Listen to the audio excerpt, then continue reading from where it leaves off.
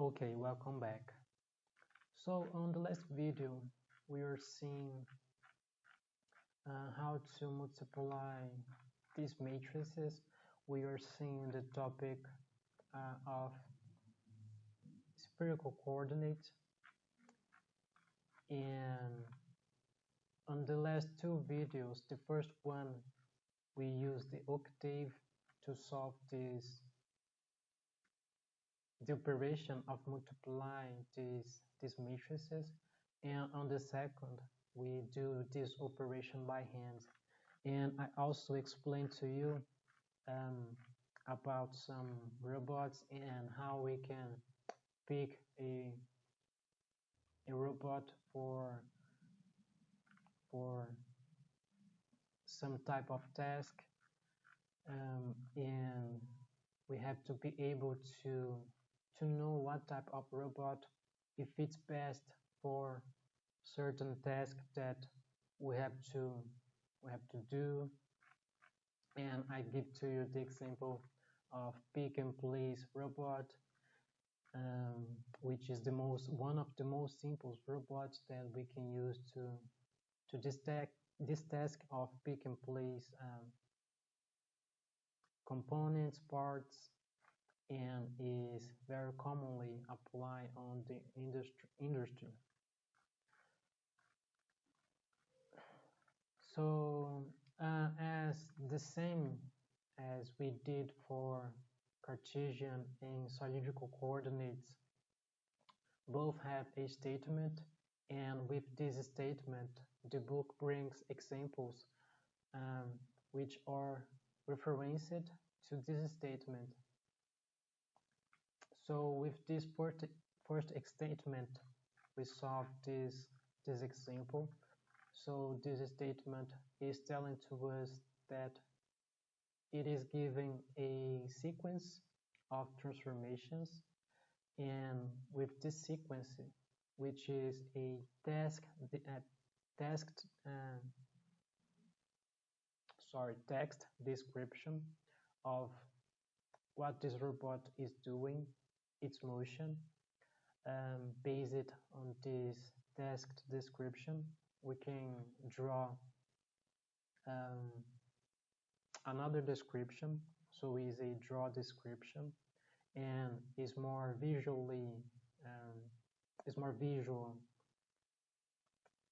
And this illustration, this draw, is on the book as well.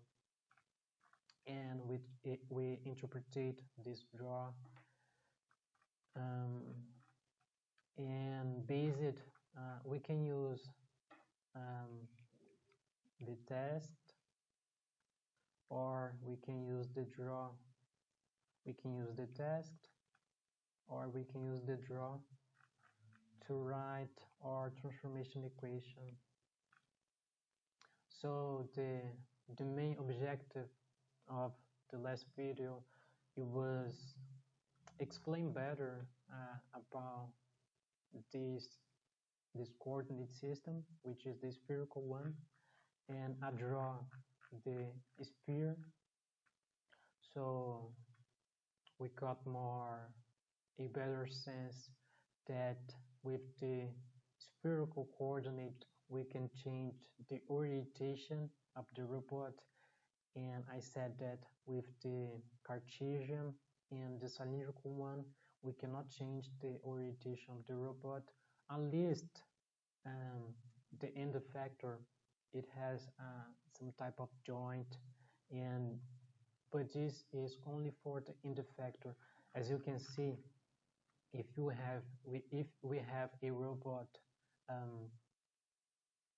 which is its movement is limited on the Cartesian coordinate, and we know this because for the Cartesian coordinate system we got only three transformations. So the same thing that I have just said on the last video. Right here we are limited on three transformations of translation, and this way we cannot change the orientation of the robot. And orientation is one of the most important qualities of a robot.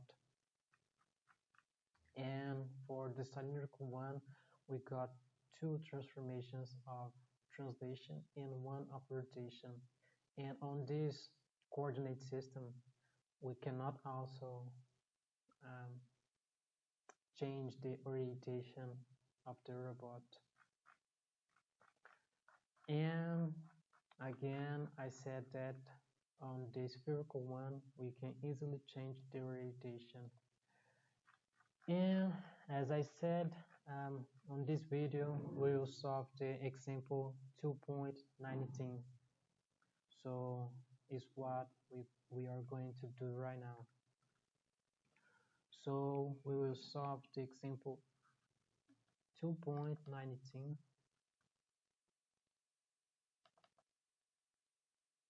and is from the second edition.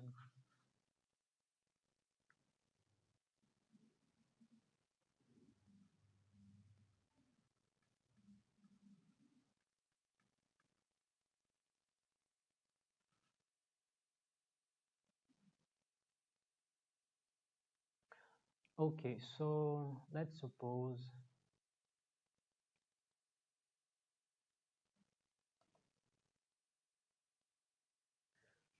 that we want to place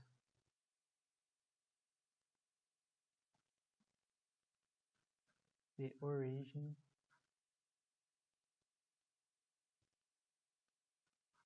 of the hand of the robot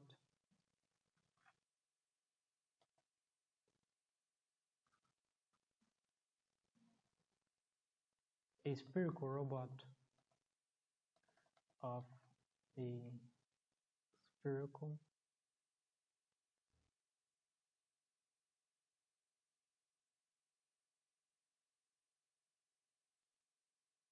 on the coordinates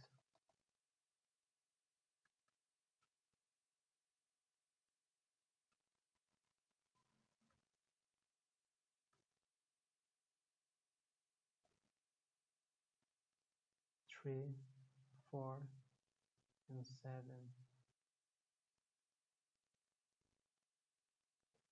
And ask to us to calculate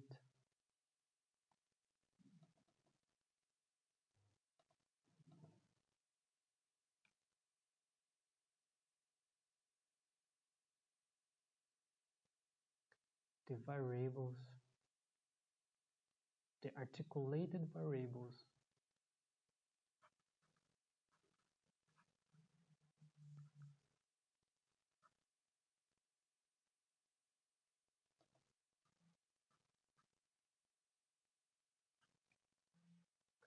of the robot.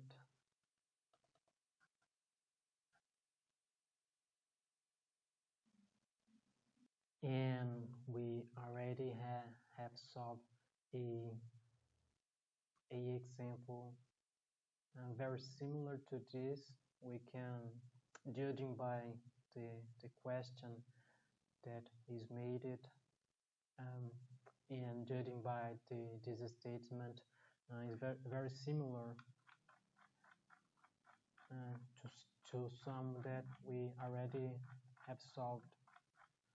Let's see.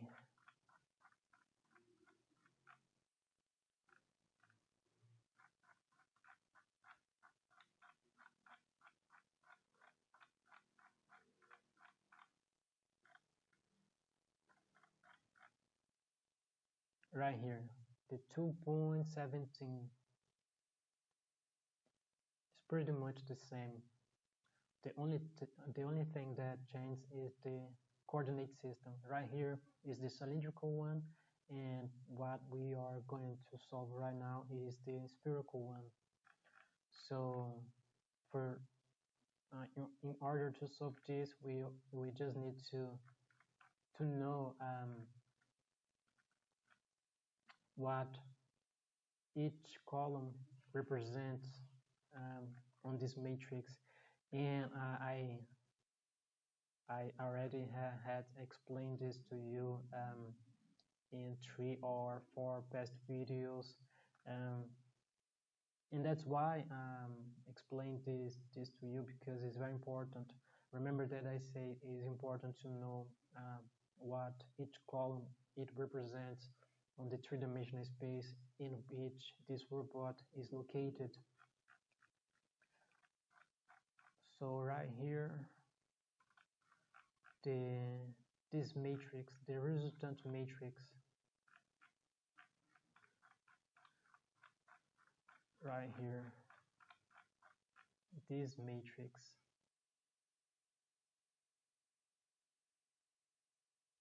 let me just copy.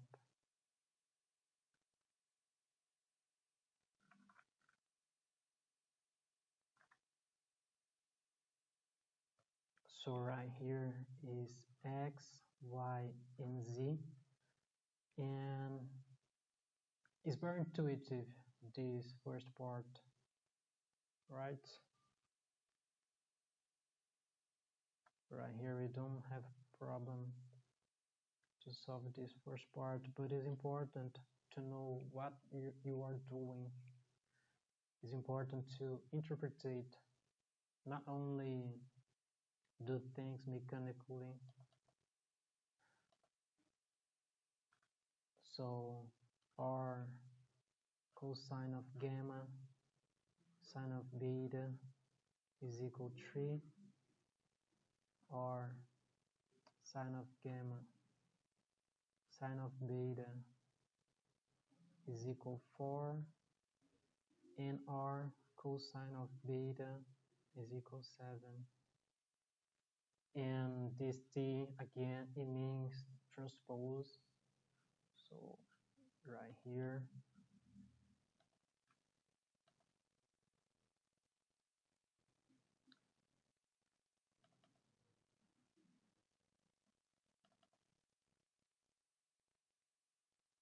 three, 4, and 7. Okay.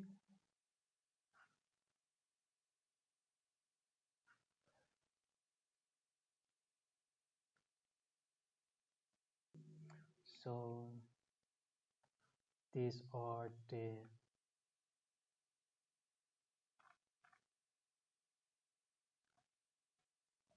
components of the localization of the origin of the reference frame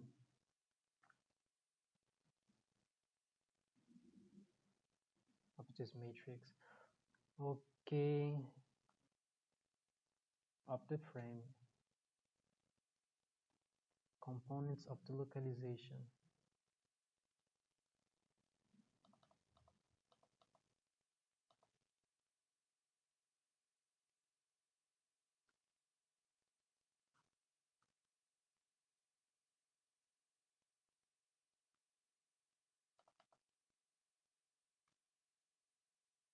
And I'm saying that on the spherical coordinate system is the system in which we can change the orientation of the robot. So is the orientation of the indefactor or some actuator. So notice that we have two angles, gamma and beta.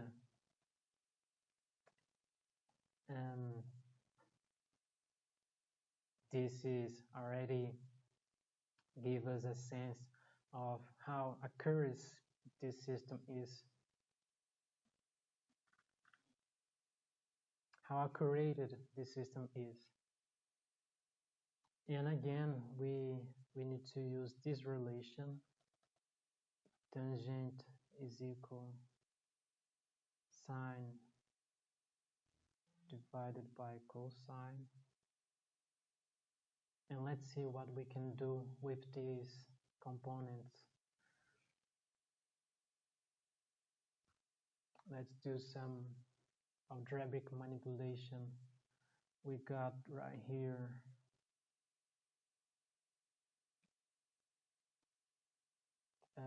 R sine of beta, sine of gamma, rewriting this component. And we can divide by r sine of beta cosine of gamma. And we can cancel these terms. And we can write that tangent of gamma is equal sine of gamma divided by cosine of gamma. And right here is power, and this one is 3. So with power over 3.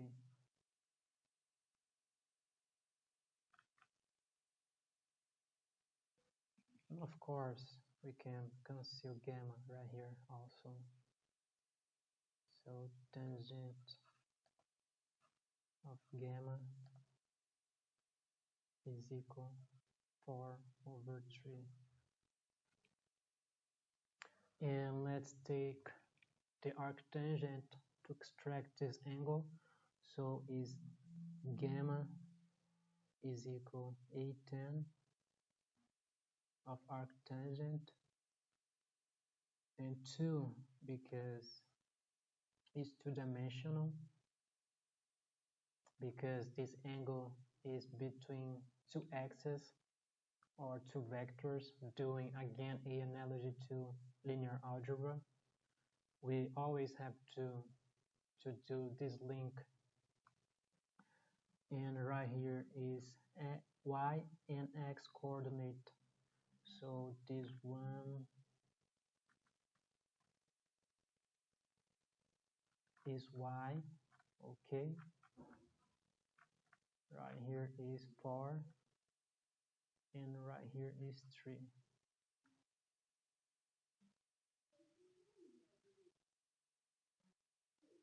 And again, let's use Octave to evaluate this calculus for us. So let's clean the command window with the command CLC, so type CLC, and this will clean the command window. And we can type gamma dag from degree is equal A10 and 2D again from two-dimensional 4 and 3. Let's see. And 53.1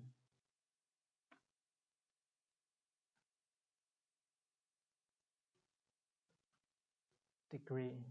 And again, Octave is already doing some adjustment.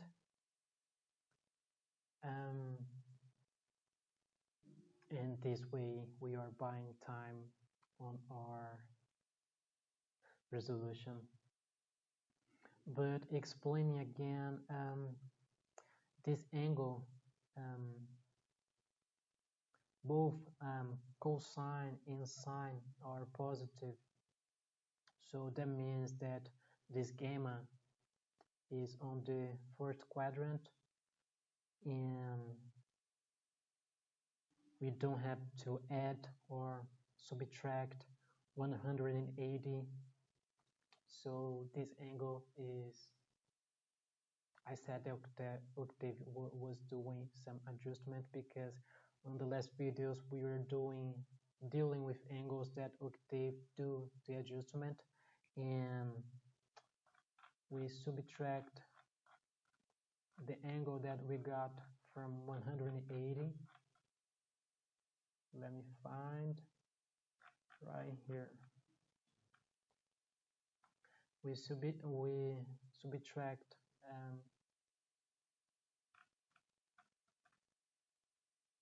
from 180 this minus 70, and we got 110.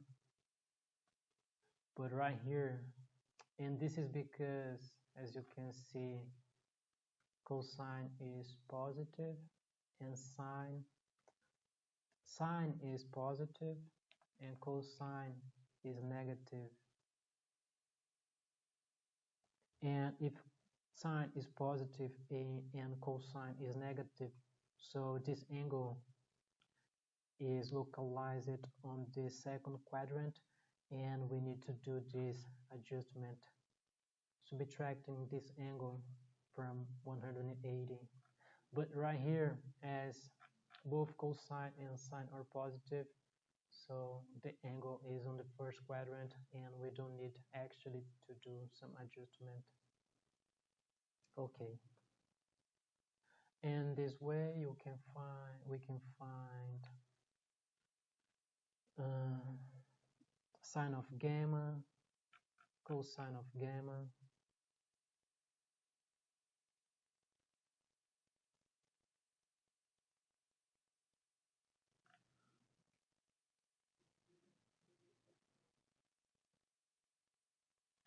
so now as we got gamma,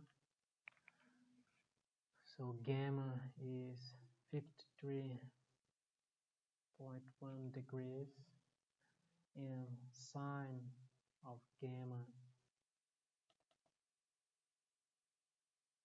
sine of 53.1 degrees is equal 0.8, and cosine of gamma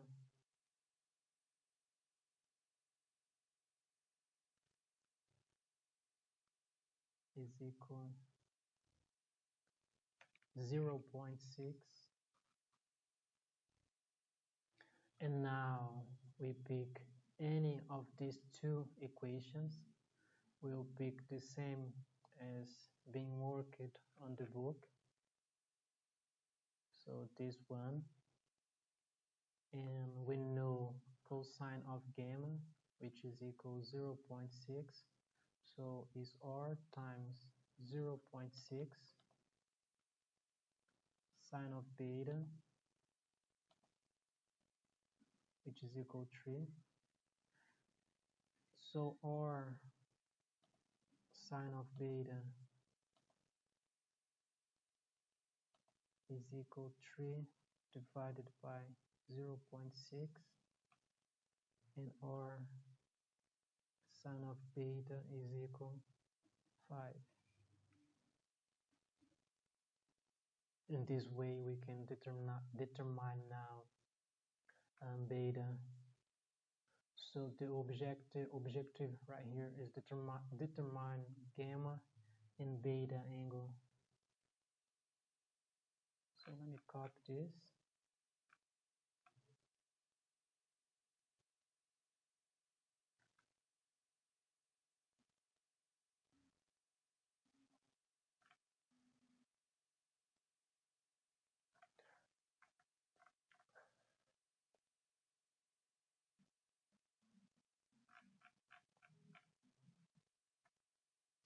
Let's see now.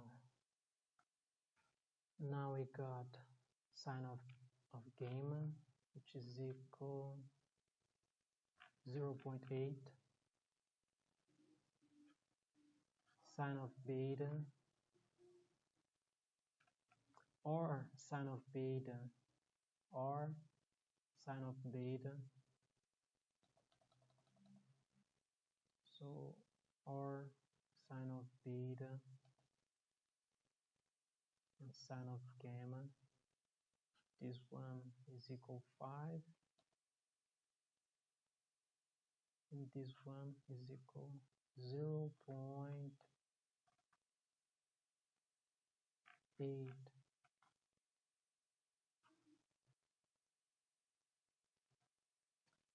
Sorry, cosine of beta, or cosine of beta, we know that is 7. So let me pick the equation again, this equation. And let's rewrite just a algebraic manipulation. So is r cosine of gamma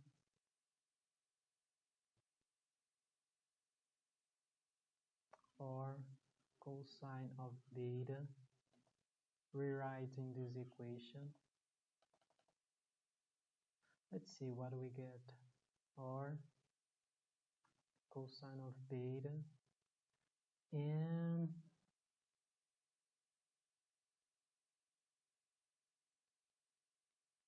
sine of gamma, which is equal 3. This one is equal 7. This one is equal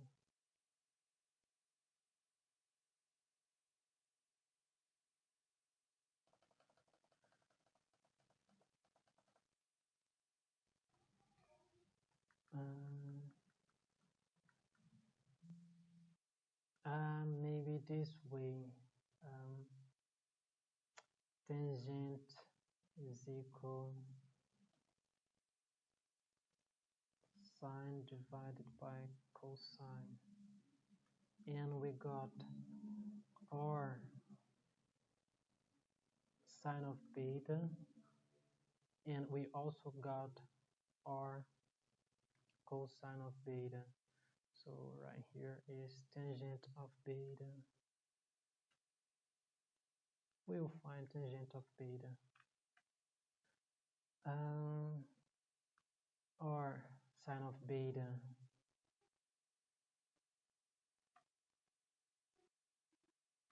exactly. R sine of beta is equal 5.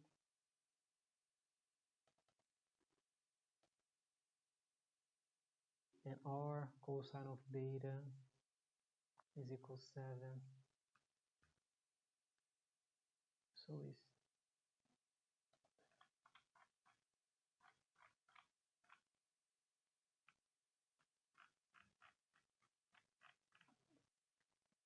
tangent of beta is equal 5 divided by 7, and beta is equal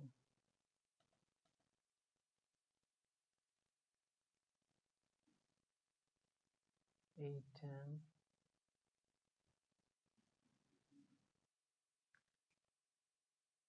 5 and 7.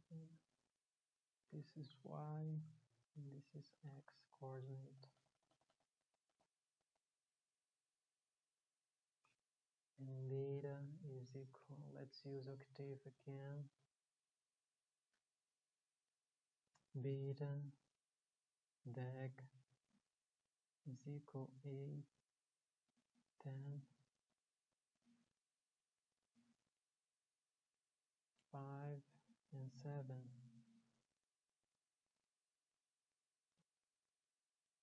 Okay. 35.5. 35.5 degrees.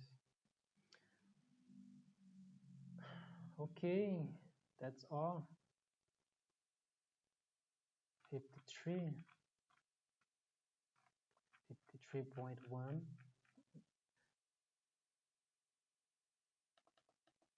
The value of the angle of the gamma.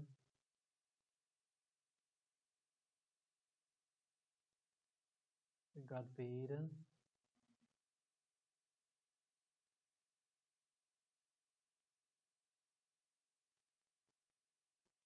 And R is equal 8 if we replace on any of these relations.